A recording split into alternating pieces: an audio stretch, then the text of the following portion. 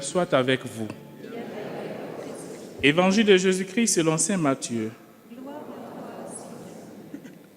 En ce temps-là, Jésus disait, « Malheureux êtes-vous, scribes et pharisiens, hypocrites, parce que vous payez la dîme sur la menthe, le fenouil et le cumin.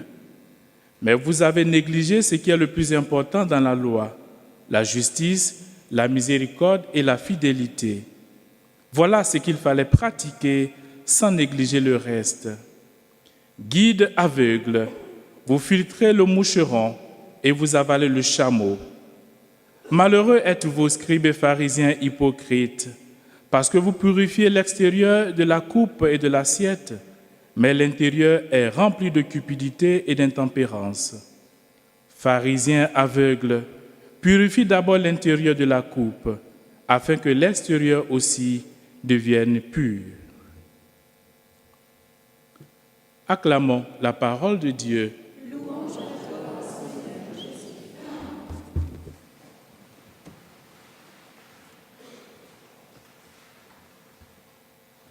Chers amis, ça arrive souvent de voir Jésus perdre patience, de voir Jésus agacé.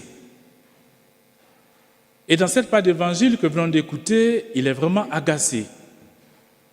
Mais certainement, s'il est agacé, c'est que quelqu'un l'a provoqué. Et dans la Bible, ceux qui provoquent le plus Jésus, ce sont nos amis. Je dis bien nos amis parce qu'il n'y a pas trop de différence entre eux et nous. Les pharisiens, les docteurs de la loi et les scribes. Et Jésus n'est pas content. Il n'est pas content des scribes, des pharisiens, parce qu'il y a quelque chose qui ne marche pas. Regardez bien, chers amis, je vous donne un exemple et vous allez me dire ce que vous en pensez. Vous êtes invité à un repas dans une famille noble où on prend soin de tout, mais vraiment de tout. Et vous arrivez, la table est dressée, bien dressée, nappe impeccable, la vaisselle bien dressée, le couteau à sa place, tout est bien nickel. Et au moment où vous vous asseyez pour commencer le repas, vous ouvrez votre assiette et vous découvrez une tache à l'intérieur de l'assiette, comme si la machine à laver n'avait pas bien fait son travail. Vous découvrez une tache. Comment vous réagissez? Je vous écoute.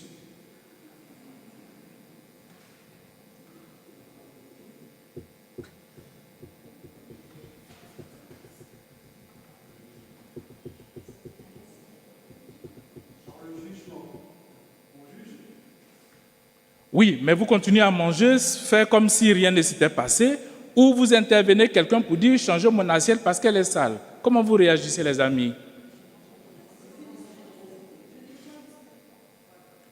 Ah, vous nettoyez discrètement, comme si rien n'était. OK.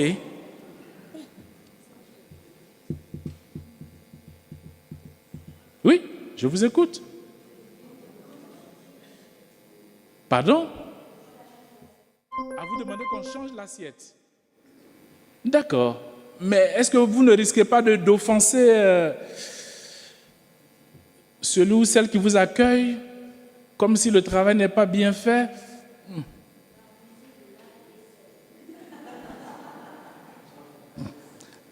Bon, ok, je connais plus ou moins vos réponses.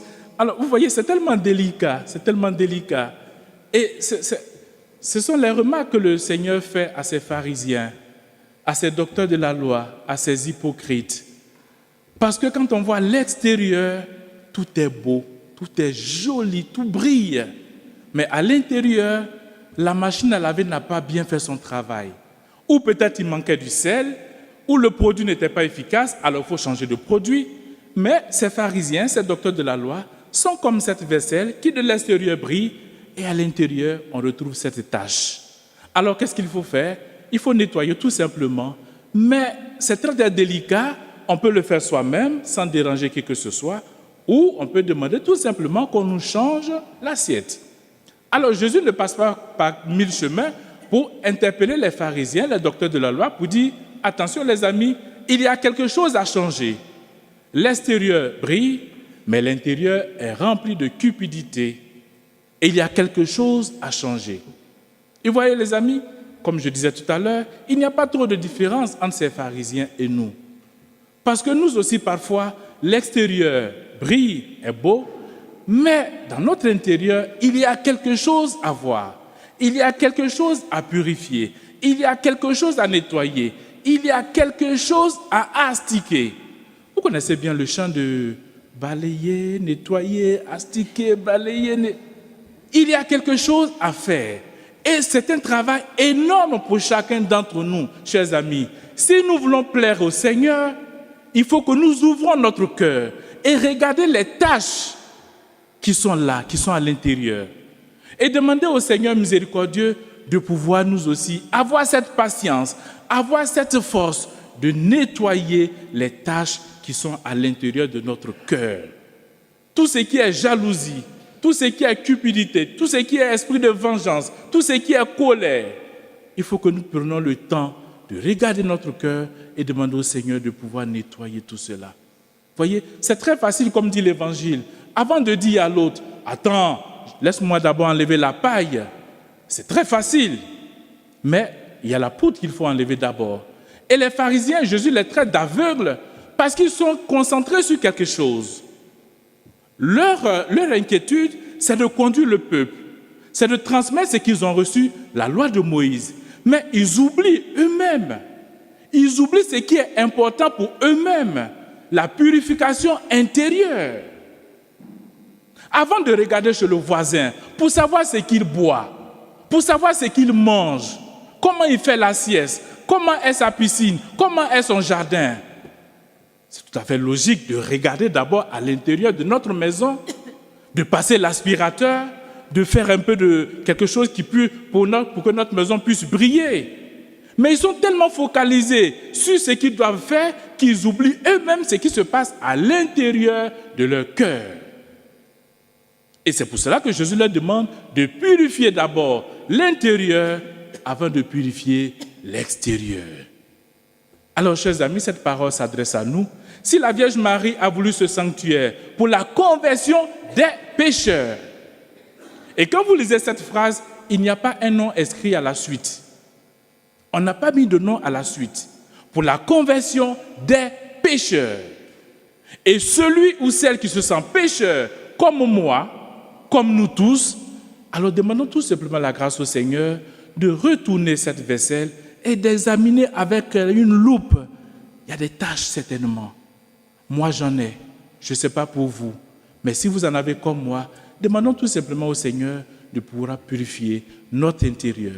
C'est la grâce que nous voulons demander au Seigneur pour cette Eucharistie. D'abord chez nous, avant chez les autres. D'abord notre cœur, et après, chez les autres. C'est la grâce de cette Eucharistie. Amen.